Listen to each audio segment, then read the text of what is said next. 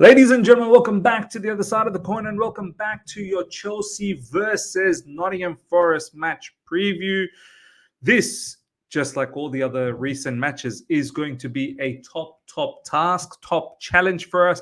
Nottingham Forest are a very different team. Defensively, they're very solid. So I want to see exactly how we are going to open them up, dice them up, slice them up, and actually win this match. I'm confident we're going to get the win, but this is not going to be easy. Look, it's been fantastic since the last international break. We've been on a beautiful winning run. If we get this victory, I think that takes us to 6 out of 6 victories in all competitions. And the morale is good. The morale in the fan base is very good as well. Wins change the mood. They simply do. And we want to continue winning. It's at home at Stamford Bridge against Nottingham Forest. Callum Hudson-Odoi returns to Stamford Bridge. I know a lot of people have been saying, he's talking very nicely about us in media and whatnot. We want to give him a good reception. No problems. You can give him a good reception. But during the game, yeah, he better get the booze, man, because we want to make it very hostile for him. We want to make it very uncomfortable for him. He is one of their main players. He is a particular player that can hurt us, has hurt us last season. And under Nuno, they've got quite a lot of, key players that can do a bit of damage. Callum Hudson-Odoi is one of them. Morgan Gibbs-White is another. Alanga is another. They've got a decent team. But what really sticks out for me for Nottingham Forest is defensively, they're very, very strong. So, look, as I said, new challenge for us. This is not going to be like Brighton, where Brighton play a high line, open football, back and forth basketball. I don't think this will be a basketball type of football. I think this opposition will have a little bit more, preciseness about their defense, will be compact, will try and hit us in the counter with their pace.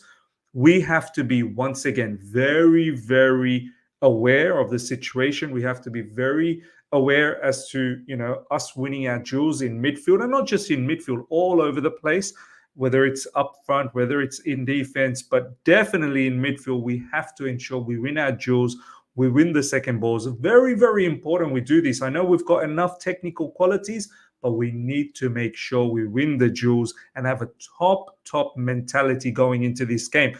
Now, look, Enzo Maresca, the reason why I feel confident in recent times is Enzo Maresca has really got the fan base and the team in check. He's been talking in a realistic perspective. He's been very rational about his commentary as well. He's been going out and saying that, look, we're not ready as yet. We're not ready to compete with Arsenal and Manchester City. Almost kind of giving that Jose vibe by saying that with the little horse now, just let us, we still need the milk. We still need to be looked after and taken care of. Maybe next season we'll see what we do. I don't know whether it's mind games, but look, as a fan, and I'm pretty sure Maresca is probably trying to do this as well and trying to take the pressure away from the players too. We don't need to think about title runs and whatnot. Right now, let's just stay focused on beating whoever's in front of us. This is why every match day it's very important. If we want to have some sort of success in this season, we need to ensure, ladies and gentlemen, we get results on these type of matches, especially at home at Stamford Bridge against Nottingham Forest. It is a must-win, man. It is a must-win. We need to set ourselves up nicely after the international break against Liverpool. Going into this international break that's coming up right after this weekend, we don't want to go into it with a bit of a downer, dropping points, and it's going to suck. The 2 weeks is going to suck monumentally. And look, as I said, I get confidence from Enzo Maresca, the way he's talking, and similarly, I think it's rubbing off on the players as well and the squad.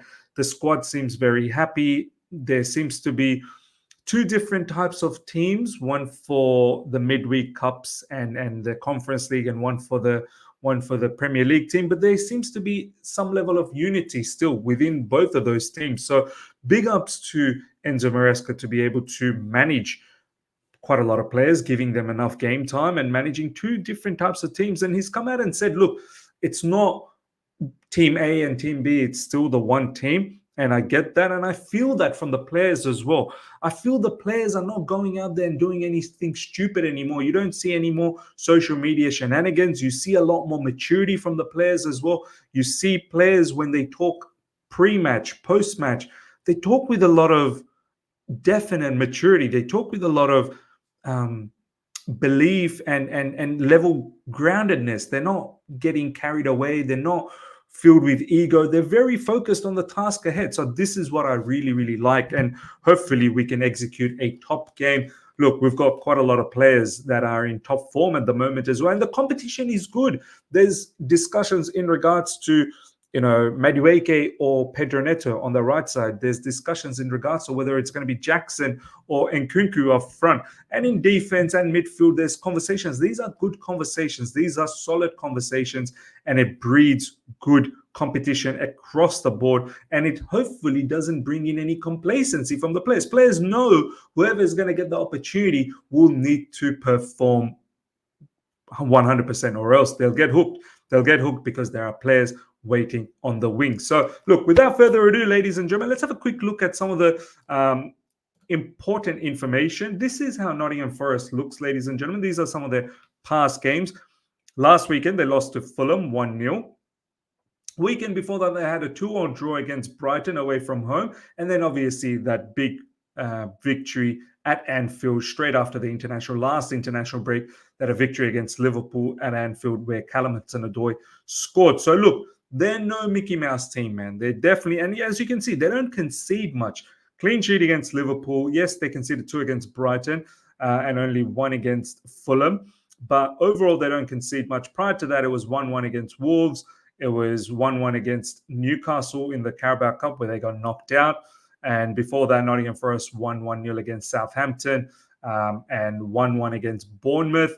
And that was how they started things off. So, as I said, I'm fully confident we can get the victory. They've got quite a lot of good players. I think in defense as well, they've got quite a lot of nice players. Ola Aina, if you guys remember, he was a monster last time he played against us. He's there. Murillo, obviously, a particular player that's linked with us. Ola Aina, as you can see over there. James Ward-Prowse is there, so you know the set pieces are going to be a problem. Ayuni is there as well. He's going to be a very, very big threat up front. Chris Wood. I'm pretty sure Callum Hudson-Odoi and Elanga and all of these players will most likely be back in the team, although they weren't part of the team they weren't part of the starting lineup against Fulham, but as you can see, they came off the bench. So this is a clash. Let's have a look at the Premier League table as well. This is a clash between, as you can see, the table over there. Nottingham Forest is 11th. Let's have a look at the table. Let's have a quick look at the table, ladies and gentlemen. We are 4th.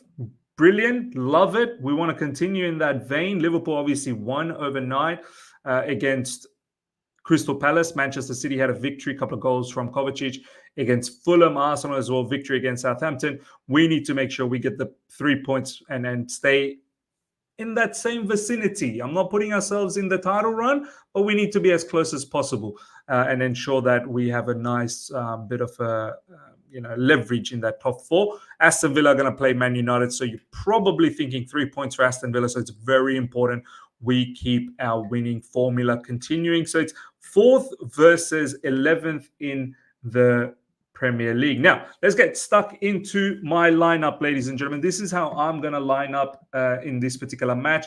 In goalkeeping position, I'm going to go with Robert Sanchez. Seems like he's the Premier League goalkeeper, and at the moment, Jurgensen is the cup competition. Whether it's domestic cups, whether it's Conference League, he seems to be the goalkeeper there, and Sanchez is the Premier League. I don't want any mishaps from Sanchez. He had a bit of a hiccup against Brighton. Prior to that, there was a couple of good matches. Now I want him to focus once again. On the right side, this is what I would do. Look, this is an interesting one. And I know this is probably going to spark up a bit of a debate. Who do we want on the right side? Do we want Malo Gusto? Do we potentially want Wesley Fofana? Definitely not Desarci. Look, I like the 3 at the back scenario. I think from a defensive standpoint, it really gives us a good balance. So I'm going to go with Wesley Fofana as right back, but he's not really right back. He's going to be part of the back 3. So he's really going to be an RCB where Cucurella is going to invert. So really, it's going to be a back 3 of of Tossin, Levi Colwell, and Wesley Fofana. That's exactly how I'm going to go with. So this is my backline, ladies and gentlemen. Goalkeeping position, Robert Sanchez, Wesley Fofana as RCB, Tossin, Colwell, Kukurea will invert on the ball. Off the ball, he'll slip in as a right back. I know a few people might be a bit scared or Wesley Fofana might struggle with some of the pace that Nottingham Forest might have. But look, we have to start backing Fofana to do well. I know he's been shaky, but we have to believe that this player is going to come good. In midfield, look, I'm going to go with Caicedo. Obviously, he's definitely one of the main starters. He's going to win duels. He's going to win the second balls. He's going to play lovely football through the middle. He's very good, equally as strong, whether it's on the ball or off the ball. He's equally strong. Now, Enzo Fernandez, I think, look, this is a game I feel like Enzo Fernandez might do well because I believe most of the times we're going to have the ball. I don't think the opposition's really going to try and come at us. I think, look, they will. They're not going to just totally sit back. They will. But predominantly, we should have more control in this game. And when we have more control, I'd rather have Enzo Fernandez. But I do need Enzo Fernandez. Very crucial. Maresca has hinted this particular week. He likes physicality in midfield. He wants his midfielders to win duels. He wants his midfielders to win the second balls. It's very important that we do that. And he needs to ensure that he does that. Romeo Lavia is definitely in the squad, ladies and gentlemen, but I don't think we should just risk him to start this match. Once again, off the bench, get some minutes, build yourself up, and let's see what happens in that Liverpool game after the international break. I don't want to take any risk on these type of players who consistently get injured. Reece James, the only one that at the moment is out. Now, on the left side, some people want Madueke, some people want Pedro Neto. Look, I'm going with Madueke because of fresh legs. And I've always said, look, Madueke, there is an underlying good skill set. He presses well. He's got pace. He can beat players 1v1. His biggest issue is he doesn't make the best decisions in the final third, and his shooting is sometimes a bit of a problem as well. But the big one is that he's selfish at times. Now, I get it. There is a big, there should be a big consideration for Pedro Neto. Pedro Neto played well. I love Pedro Neto so much. But Pedro Neto is another one of those players that has injury history. I don't want him to start again and then get himself in that danger zone. I'd rather him come off the bench. Look, start with Madueke. Madueke's fresh legs. Let's get it going. And then if he flops, which I hope he doesn't, but if he does, look, I'm sure he's going to get hooked and Pedro Neto will come in and he will utilize that pace and power. And I'm very confident Pedro Neto is quite capable of doing everything that Maresca needs from a winger on and off the ball. Through the middle, none other than Cole Palmer. Look, Cole Palmer, he's in some scintillating form. For me, he's world-class level, man. He's a world-class player, and I'm pretty sure this game he's going to try and make a statement again. If Nottingham Forest, they're going to have a solid, compact defense, I expect Cole Palmer to either score goals or open up that defense and set up others as well. Sancho on that right side, on that left side for me. Jadon Sancho on the left side of Chelsea's pitch, and he's been on fine form. He's had 3 assists so far from 3 features, 2 last starts as well. Hopefully he gets to start this game. He obviously didn't participate in the Conference League, and he should be fully fit and raring to go against Nottingham Forest. And we need as much as creativity as possible. Palmer is a creative player. Sancho is another creative player, which is fantastic. I love it. I love the plethora of attacking options that we have right now. Up front is another debate. I'm going with Nicholas Jackson. I know Nkunku is a debate as well at the moment. He's scored during midweek. But the biggest thing about Nkunku and Jackson is Jackson press as well. His off-the-ball work rate is fantastic. Yes, he's another problem. Up front, he doesn't score enough, and he was very much embarrassed last game against Brighton, where he himself could have scored 3 or 4. So let's see what he does in this particular game against Nottingham Forest. Let's see if he's able to right those wrongs. I'm backing him to do that. And once again, fresh legs, and once again, Nkunku with injury, history.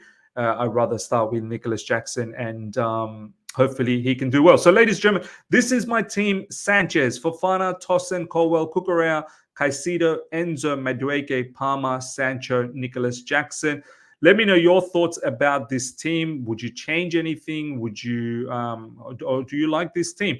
Now, my score prediction, ladies and gentlemen, is Chelsea. I'm backing Chelsea to keep a clean sheet. I really am backing Chelsea to keep a clean sheet. 2-0, Chelsea win. Very, very confident. Let's see what happens. But it's important. It's importante, ladies and gentlemen, to get the 3 points prior to the international break and just continue in this winning vein. And of course, if we get this victory, looks like at the moment Enzo Maresca is leading the race to be the manager of the month, and he fully deserves it. And not that, look, even if we do drop points, and I hope we don't, but even if, let's just say for argument's sake, we do, Enzo Maresca should still get that, manager of the month award.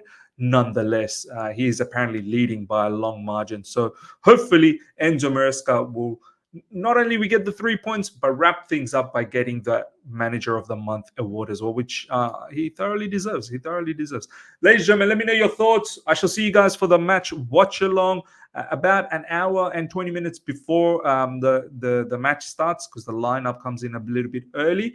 And smash up the like button. If you're here for the first time, subscribe, hit the bell notification to stay in touch with all my content, and make sure definitely subscribe if you're here for the first time, because we're less than, I think, 30 away from 36,000 subscribers. Until next time, everyone, take care. See ya. Goodbye.